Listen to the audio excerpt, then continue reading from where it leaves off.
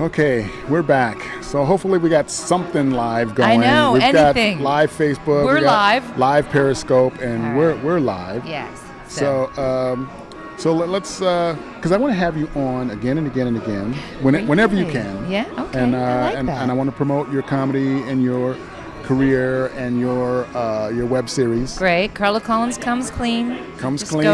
Go to my You YouTube in the tub. channel. You in the tub. And I want to be in the tub with you. Yep. We're getting in the tub together, and I have a couple of shows coming up, so I can tell people whenever you want. Who's some of your inspiration? Like, who inspired you? Like, who makes you laugh that you go, I want to do comedy because they are funny and I want to do what they do? Wow, so many people. Like, a lot of people inspire me. Obviously, you've got, the Godfathers, Richard Pryor, George Carlin.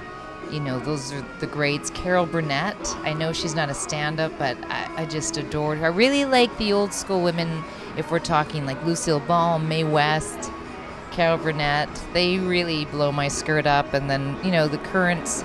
I'm obsessed with Louis C.K. Love Louis. I mean, he's just it right now. Obsessed with Dave Chappelle. Watch him over and over again. I love a lot of British comics. I don't know, name it. Wanda Sykes, I think, is incredible. I think Sarah Silverman is a phenomenal writer. So lots of inspirations. And then a lot of just comedic actors. Julia Louis-Dreyfus. I don't think it gets better than her. Have you seen her in Veep? Veep? Oh, I love Veep. I watch Veep religiously. So funny. Yeah. So funny. So, a lot of Brian Callen. I like just, some local comedians. And I'm an easy room. I'm not one of those comedians that, that's very clever. I'll tell my butler Bartholomew about it. We're just, Yeah. And people can be tough rooms. I really am. I just don't like cheap jokes. Like, if women start talking about, any feminine, protection issues, I've got cramps. I'm out the door. I don't want fat jokes. I don't want, or stereotype jokes unless they're super funny. Because anything goes if it's super funny. Well, if there's a bit of clever, if there's clever and sometimes there's a message. Of course, yeah, smart. Goes a long way. If you are playing a stereotypical role to get a message about why it's ridiculous to be to be stereotyping. Exactly. Then that's, that can be something. I'm loving what you're doing. Sure. Something kind of clever. Exactly. I feel like is this working yet? I don't know. We don't have anybody on, so I don't think. Trying to reconnect. We're trying to reconnect. That's right. Due to poor wireless. There. That's right. There we go. There's okay. Marcelo again. He's Marcelo. a wonderful cartoonist, by the way. Oh, he's wow. amazing. So maybe he could do some cartoons for the Pod Brother. Marcelo, exactly. Do a Pod Brother cartoon. Whip up some sketch right now. Marcelo, tell us if you can hear us. For the love of Buddha. Can you hear us? We'll see. Someone will let us know. Yeah, somebody will. Because we had 100 before, and they're just like, I'm not going back there. Yeah, a bunch of like chime right in. They're all like, we can't hear. So I think that, so those are basically my rules of it. It's just got to be funny. And I granted, funny's very subjective. I really am a big fan of random, random references. And I just, because sometimes I want the cliche easy.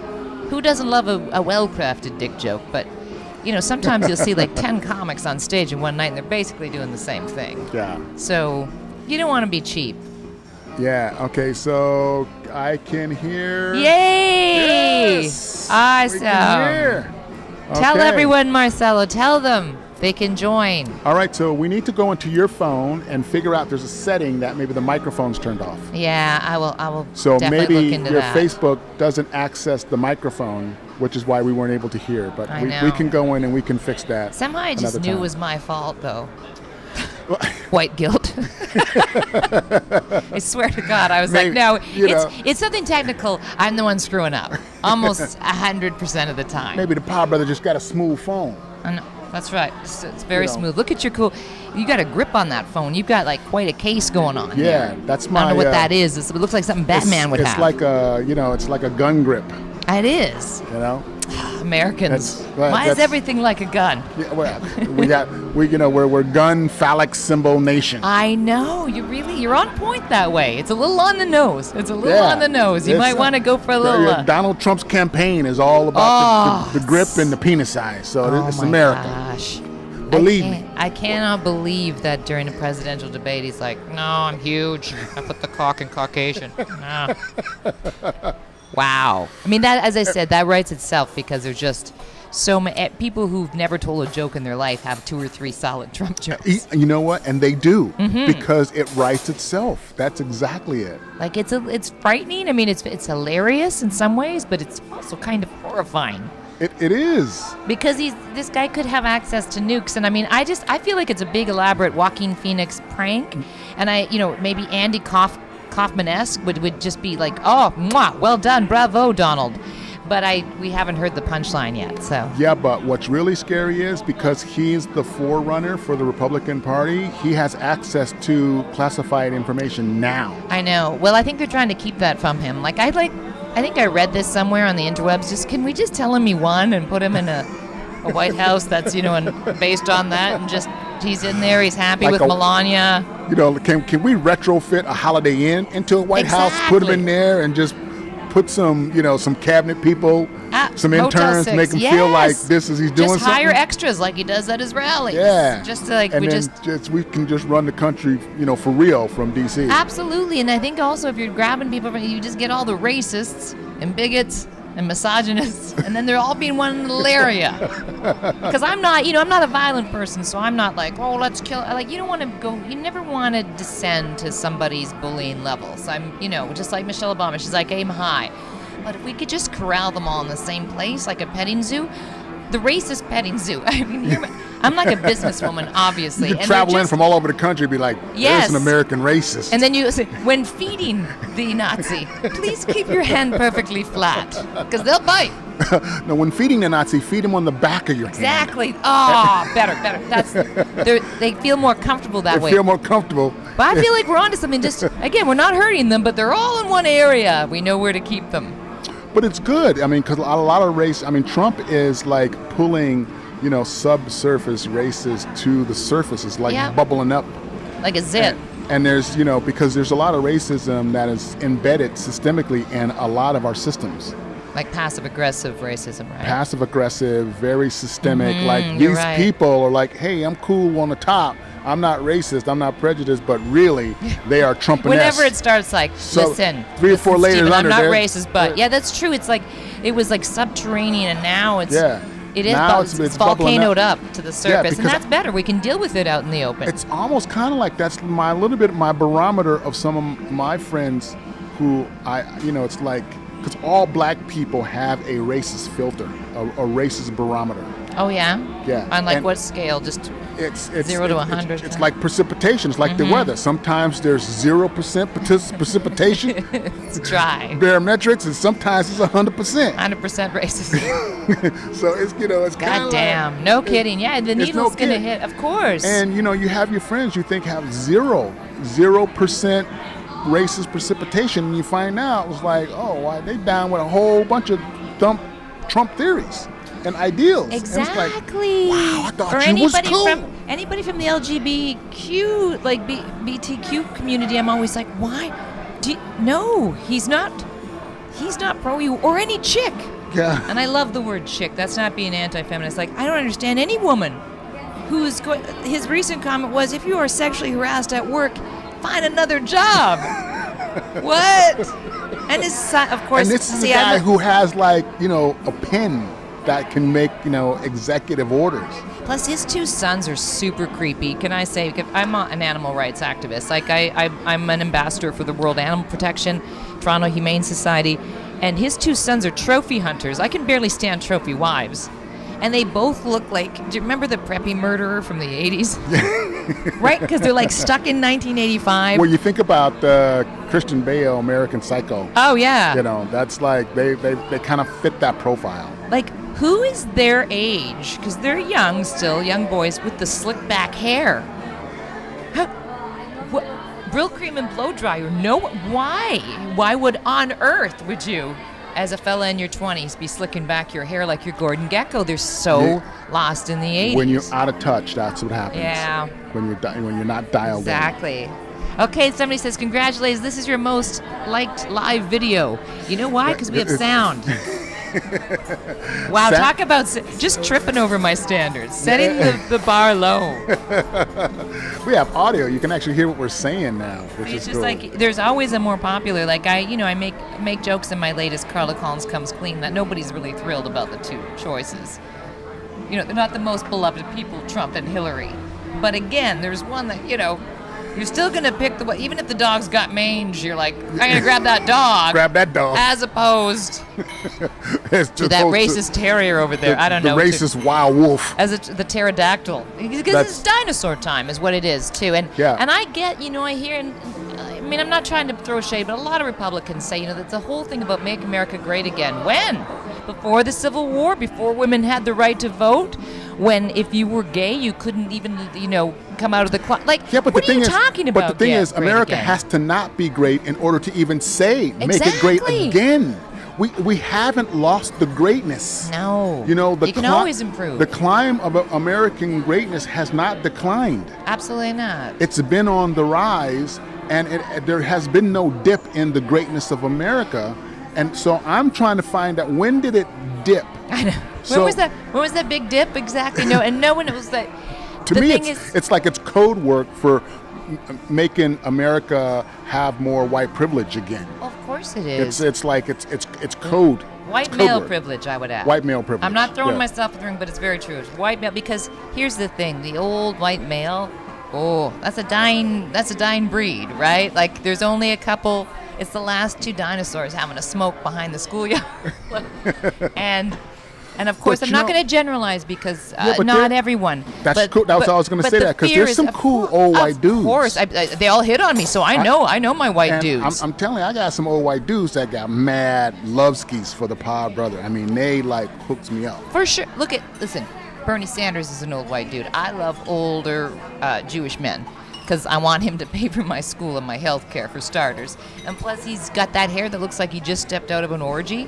And plus, the way he talks like a comedian. He does. He talks like Larry David.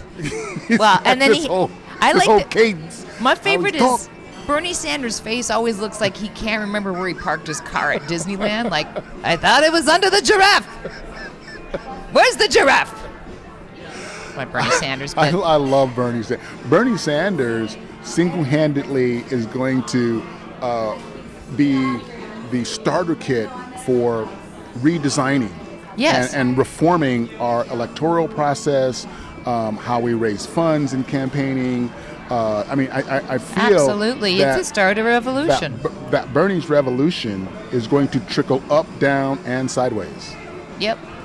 And I really do feel that, because it doesn't matter who you like or don't like, you still his issues make sense, and he has real solutions for real problems. I think so, and that's why, of course, he just sparked such a passion in the youth. And people are always joking about the snowflake generation, the millennials, but I'll tell you, to me, I think this is the best generation, because it's a generation that's very concerned about the environment. They're taking care of the earth, right? God gave us this planet. People are like, I'm going to take a giant deuce on it. Bye.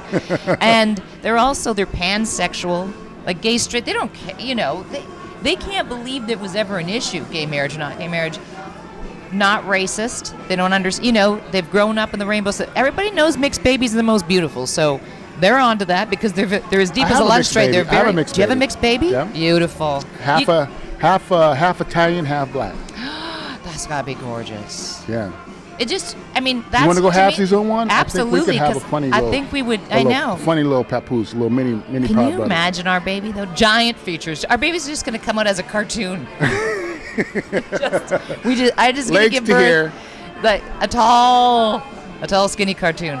But yeah, that's the thing. So that's why I think he also hit a nerve with the youth. Are like, we don't understand this crap. Like, you hear 12-year-olds saying, "What are you kidding me with Donald Trump? We're gonna inherit this earth." I just think they have different priorities. They're not. The isms are dying off, which I think is wonderful. With the new, they don't understand sexism. They don't understand any anti-gay message. They don't understand racism That's because they're growing up in the melting pot. And you know what we can kind of credit is social media and the internet. Because before social media, your parents, your priest, your teacher, your uncle could teach you racism. It would stick. Because it is taught. Nobody's born racist. Because there was no counter. No. There was no counterbalance. And some people, I remember, listen, no one had met a Jewish person, somebody outside of their faith. No one had met a person of color. No one had met an Asian. This is the whole thing.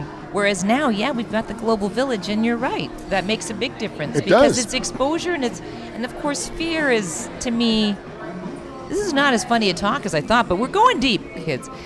Fear to me is the biggest enemy.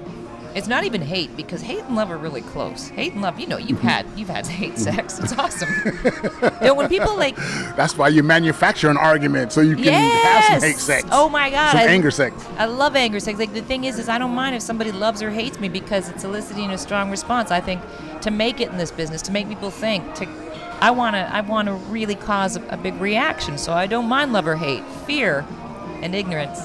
That's the law firm I don't want to be with. That's not. No, that's that, and that's. But if you listen to Tony Robbins on how to just tackle your fear, take it on anyway. Yeah. So it doesn't matter who tries to because basically fear is to have power over you. If I can make you fear me, then that gives me a sense of power over you because you are reacting to the intimidation or the fear I'm trying to instill in you. But if I don't buy into that, if it's like I'm not afraid of you, and I'm not afraid of whatever can happen to me, even if you do it, it diffuses the power. Of course. It totally dismantles it, and because I was bullied as a kid. And, and I was afraid of this kid and that kid and this group of people and that. And then one day, it's like between 8th grade and freshman year, I sprouted up. I got muscles, I got arms, I got legs. I went into high school looking like a senior and built like a senior. Nice. Noise. Yeah, so the whole freshman hazing, and by that time I was bullied so much. By the time I was done with it. I was over. So when they came up, I'm like, look, I never forget. My freshman buddies were in the bathroom, and some upper class come in, a couple juniors, a couple seniors, and they come in to haze us, and I was like, hey, you didn't bring enough fellas. And they looked at me, it was like, there's 4 of us and only 3 of you, and these 2 are nothing. I said, yeah, you didn't bring enough people. And I tell you what, one of you is not going to get out of this. So yeah, we're outnumbered, but you didn't bring enough. But one person, whoever it is going to really regret the attempt to haze right now. And they looked at each other like, this dude is crazy. And he was kind of big. It's like, wait a minute. Crazy works too. Crazy is not a bad. Hey, look, you're lucky we got class. Otherwise, we would be I'm like, yeah, you go to class. That's what you do. Wow. Where did you grow up? Where was this? This was in the Midwest. In the Midwest. Yeah, South Bend, Indiana. It's amazing. Here's the thing that I would say about that, because I had something similar where I was really bullied and made fun of, especially my nose. And, I remember the bus windows would roll down and they'd yell out horrible things, and pig nose being one of them. And I was devastated. But it made me smart. I, of course, wasn't, I couldn't rely on the looks. And then right around the same time, I was about 16, grade 11, I switched high schools. And I remember we had this class, and there were Russian history, nerd as well. And all these guys were looking at me, and it was like the Degree antiperspirant commercial, because I just thought, oh no, they're going to make fun of me, and they sent a note saying, we love you, Bambi, the young bucks. And all of a sudden, because I'd grown into, as you said, I'd grown into my features, and I was really popular. But I'll tell you something, somebody walked into our math class, and she had an underbite, and she was like this. And everybody, all the cool kids that I was now part of, charter member at least, started going, and I lost my shit. I told everyone, you don't make fun of everybody. What's wrong with you?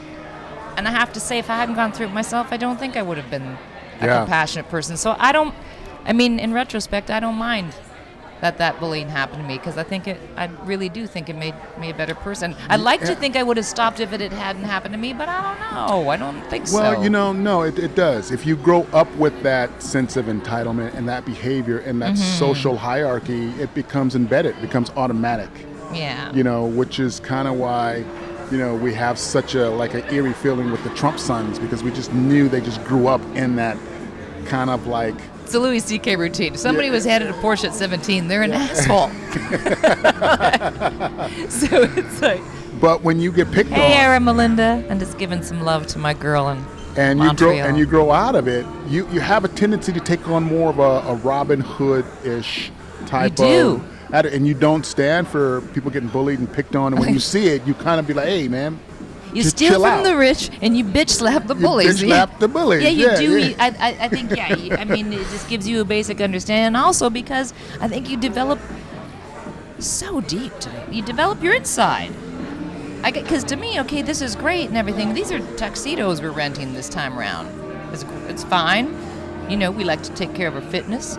But you don't work on what's in there, it's not going to matter. It's just not going to matter, and you're not going to have any skills to help out anyone. So a lot of the really horrible stuff, and obviously we all use it for comedy. I use it now all the time. I use my grief because my mom passed away unexpectedly. I use whatever downturn. That to me, I can turn that, whether it be death or stress or debt. I can make that's you're gonna use that as your little farm team. And both inner beauty and inner ugly oozes out. You cannot keep that in. So if you have it, if you're ugly on the inside, it comes out. Really? I don't know. I don't know. There's some really pouty supermodels that are pretty smoking hot, but they seem like they're mean. Yeah, are you sure? Are they just going to eventually grow a beard and some witch's warts? Is that what you're saying? But no, I know. They open their mouth and No, you just know. I mean, you could just. There's an aura. You can just tell when somebody is condescending to you, or when they're genuinely nice, or they have, just humanitarian respect from you right from the beginning. When you're spending time with them, when you walk away and you're like, I need to bathe. Like a puppy knows who to avoid because of that. Oh, I'm a white chick, so I have dogs. And I need them, and I will put everyone buy my puppies. It's the funny thing too, because they know immediately. Puppies can tell. Puppies and kids, puppies and children. You want to know what anyone's like, you bring them around. I'm like Black Eddie Murphy, Dr. Dolittle. Animals love me. Well, that's a good sign. I know. I keep saying, my dog Miles. You watch The Family Guy?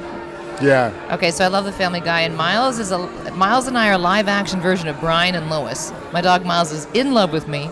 All dogs love me, and I just wish I had the same effect on agents and managers and producers. I'd be balling. If I had this. If I had the same effect on humans I did dogs, but I like dogs better than humans.